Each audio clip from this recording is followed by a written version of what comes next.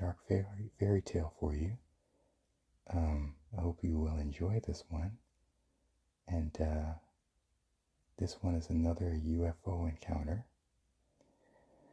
And so I'm going to jump right into this one. And the title of this one is, let me be sure, it's called PC Godfrey and the Diamond UFO. So you let me know what you think about this one in the comment section. And if you find this one intriguing, this one took place in West Yorkshire. And in the description box below, I'll post a link to the article where you can also, read it. But I'm going to jump right into this. I hope all of my darlings are doing fine. Sorry I've been away for a little while. And I know I'm uploading this on election night, so I hope this still gets views, but hope you guys voted too, and I hope, never mind. I don't want to bring politics into this, never mind. But as long as you guys voted, if my darlings voted out there, that's great. So, but anyway, enough yabbering. I'm going to get to this UFO encounter, and I hope you will enjoy this. And to all my new darlings or new subscribers, I'd like to welcome you to After Dark Fairy Tales, and I hope that you will enjoy this one. So, are you ready to hear about PC Godfrey and his UFO encounter?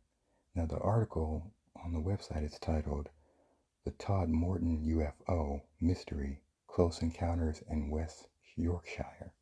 So, here we go. On the 6th of June, 1980, 56-year-old coal miner Zygmunt Adaminsky left his home in Tingley, West Yorkshire, to do some shopping. He never returned. On the 9th of June, his body was found on top of a 10-foot-high pile of coal in the town of Todmorden, 20 miles away from his house.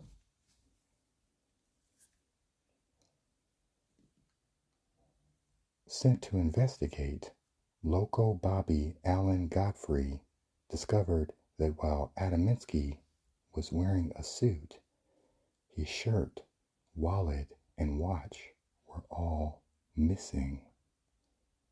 Adaminsky's hair had been cropped in what PC Godfrey described as a roughly cut manner, and he only had 1 day's growth of beard, despite being missing for several days. The young policeman also reported that Adaminsky had mysterious burns on his neck, head, and shoulders. The coroner, James Turnbull, confirmed that some of the burns had been treated with a strange ointment that could not be identified by forensic scientists. Godfrey later said that Adaminsky looked like he'd been frightened to death. Speaking to reporters, PC Godfrey said that there was a possibility Adaminsky had been abducted by aliens. "I am open-minded," he said. "I can't rule it out." The true cause of the Lofthouse colliery worker's death remains a mystery to this day. One wild theory that did the rounds at the time was that Adaminsky had been killed by the KGB. Another suggested he had been struck by ball lightning, which caused him to wander off confused and eventually die at the top of the coal heap. Too many people, though. There was only one explanation. Adaminsky encountered alien beings on his way to the shops, and it had cost him his life.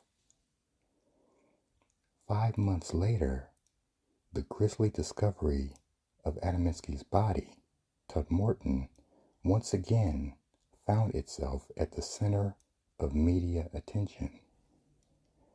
This time, it was none other than P.C. Godfrey who was in the eye of the storm.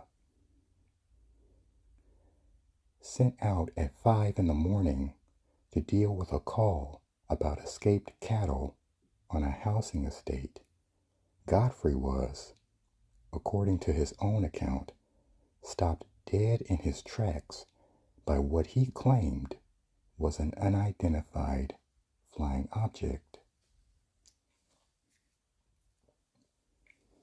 Godfrey said the object was a bright light in the sky, a rotating diamond-shaped vessel 20 feet high and 14 feet wide.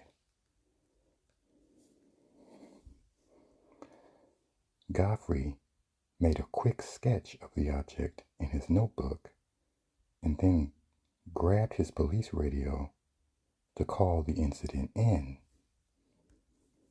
The line was dead. Suddenly, it disappeared in a bright flash, and Godfrey found himself sitting in his car 30 yards further down the road. Looking at his watch, the policeman was surprised to see it was 25 minutes later than it had been just moments before. Weirder still, his boot was split open and an itchy mark had appeared on one of his feet. Baffled, Godfrey returned to where he had seen the light and discovered the road where his car had been was completely dry, despite the fact it had recently been raining.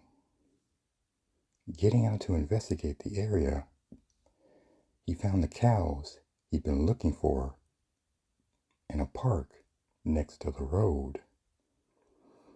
They had not been there before he saw the strange object in the sky. What on earth was going on? When he finally managed to report his strange encounter, Godfrey was met with skepticism and even ridicule.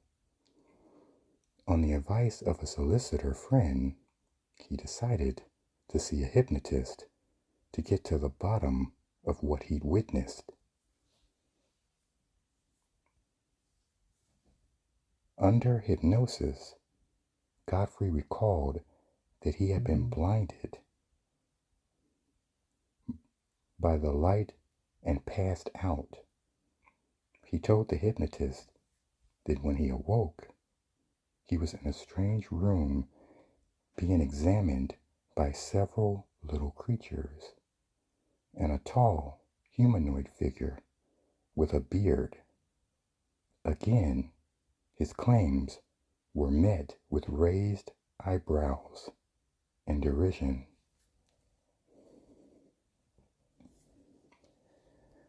Several weeks after Godfrey's account had leaked to the newspapers and became an international news story, he was called into his inspector's office. There sat a man in a dark suit and tie who introduced himself as the man from the ministry. He had with him a file containing Godfrey's drawings of the strange craft. Godfrey wasn't allowed to see the rest of the file, but assumed it also contained his account of the evening's events, plus his report on the mysterious death of Zygmunt Adaminsky The man told Godfrey that he was to swear on the Official Secrets Act that he would not talk to anyone about what he had seen. Godfrey reluctantly agreed. The young policeman then encountered the man on several occasions over the next few days. It was clear he was being followed. Eventually, Godfrey confronted the man in his local pub, telling him to clear off. The man disappeared and was never seen again. Who was this mysterious man? Was he an MI5 agent sent to warn him off?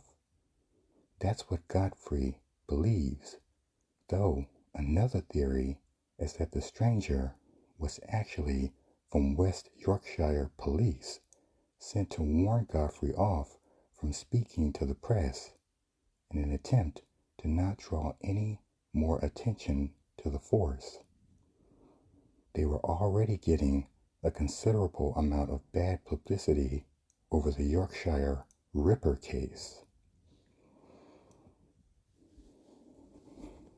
Despite that, it later transpiring that several other police officers and a bus driver had seen strange lights on the same morning, Godfrey's claims were seen as an embarrassment to the force.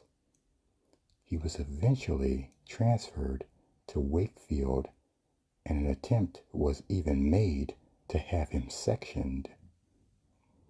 Godfrey later claimed that he was hounded out of the police for refusing to give up on his story. He also talked of the negative impact the incident had on his family. I wished I had never seen a UFO, particularly because of the effects on my children, he was later to reflect.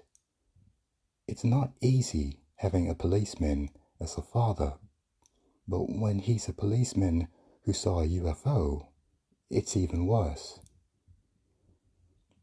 Since the two incidents in 1980, Todd Morton and other areas of West Yorkshire have become UFO hotspots. Mysterious objects have been reported for 40 years across the Pennines in the skies above Holmfirth, Rothwell, and in 2016 over the world-famous Ripplehead Viaduct, where strange lights could be seen hovering in the sky for several hours. A mere year later, or a mere year after Godfrey's experience, Todd Morton local Vicky Dinsdale was out walking her dog with her grandfather when they saw a long, thin, diamond-shaped object that kept changing color. Vicky's grandfather, a former sergeant in the Army, told the young girl to keep what they saw to themselves, mindful of the ridicule visited on Godfrey. So there is an explanation for what happened to Zygmunt Adamski and P.C. Godfrey, or indeed for the numerous incidents that have happened in the 4 decades since. Despite many people attempting to get to the bottom of this intriguing mystery, no one has ever managed to come up with a definitive answer. In the case of Adamski, the state of his clothes, his cropped hair, 1 day of beard growth, and the strange burns still baffle people to this day. As for Godfrey's account, we have just his word to go on, but if he's simply making it up, it's been to his own personal detriment, as he lost both his job and a lot of credibility becoming a figure of ridicule to many. He also lost his family and his home and slid into alcoholism. Despite all this, he still swears that something out of the ordinary happened to him that night. Plus, there's the small matter that he wasn't the only one who reported strange going-ons that morning. This was a nuts and bolts craft, not a trick of the mind, Godfrey told an audience in Halifax back in 2014. I have never seen anything like it. I would swear on the Bible it was from somewhere else. These things have been seen so many times above Todmorden. They call the area UFO Alley. Did aliens have something to do with the death of a 56-year-old minor and ruin the life of a young police officer in small Yorkshire market town in 1980? The answer we'll probably never know for sure. For skeptics, the idea of alien abduction is a load of nonsense. For those like the group who meet at the Golden Lion pub in Todmorden once a month to discuss these incidents, as well as their own brushes with UFOs, things aren't quite so black and white. So, my darlings, what do you think about that UFO encounter? Let me know in the comments if you've heard about PC Godfrey and his encounter with this UFO when he got the call to go check on some cows.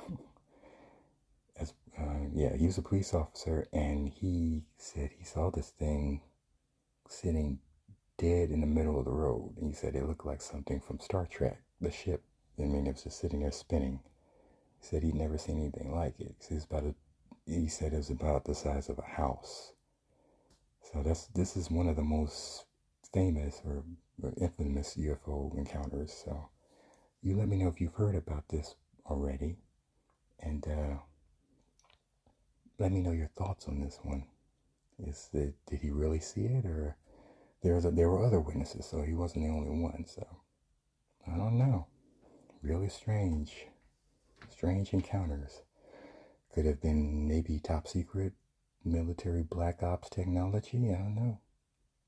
It's hard, but he said this thing was advanced. He had never seen a craft like it. So, but anyway, I hope you enjoyed this account, and I'll have more strange fairy tales to bring in the future. And let me know what you thought about this one. And I'm glad that you joined me tonight, even though this is election night, that you listen to this story. And I don't know if you noticed. I hope my sound is better. I got a new microphone, so let me know if you are enjoying the sound a little more. This one's a little better than the other one I had. I think the other one I had a little bit of a hiss, so I don't know. Hopefully this will help enjoy the stories more. But let me know what you thought about this story, and also let me know what you think about the sound. But I'm going to leave you now. Hope that doesn't sound pitiful. And you just let me know what you thought about this one. I hope you enjoyed it. And I will definitely be back next time with a new After Dark fairy tale for you. Hope you enjoyed my little Yorkshire British accent. I hope I got a pass on that one. I know I need to practice just a bit on my British accents, because sometimes, I don't know, sometimes it might sound just a little phony. I'm still working on it. I mean, bloody hell, none of us are perfect, but try to get it right. I'm working on it though. But you let me know, my darlings, if you like it. And if you don't, then, you know, you can just tell this guy to stop doing this stupid British accent thing. So, okay. Okay, I'm just trying to make you laugh. But anyway, I hope you enjoy my little British, you know, interlude in there. And I'll be back again. And I hope these videos are soothing and relaxing to you, because I know I'm not going to say anything else about politics, but I know tonight is going to be kind of stressful. So they said a lot of people are having anxiety over election night. So I hope this relaxes you tonight, and let me know if it does. And I will be back once again with another After Dark fairy tale. And I want to thank you for joining me, and I appreciate all my darlings that stuck around and watching video after video and stuck with my channel. It's still a work in progress, but I hope it's getting better, and it's going to get better in the future. So until you hear my voice again, good night, my darling.